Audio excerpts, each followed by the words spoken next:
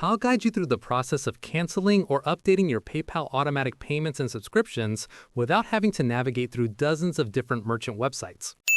If you're ready, click the subscribe button. Let's get started.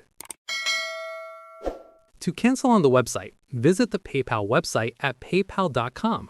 Click the Settings gear icon to access your account's core configuration menu.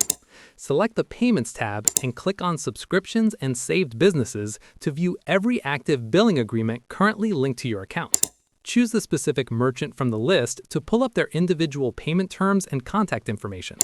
Click Cancel or Remove PayPal as your payment method to immediately stop any future recurring charges from that provider. To change how you pay, select Change Payment Method and pick a new card or bank to prioritize that specific source for future billing cycles. If you're on the mobile app, tap the wallet icon and scroll down to the automatic payment section. Select the business you want to update and tap Remove to unlink your PayPal wallet from their recurring billing system.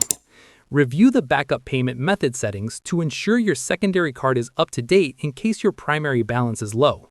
Always verify that you are canceling at least 24 hours before the next scheduled draft to prevent the current month's payment from processing.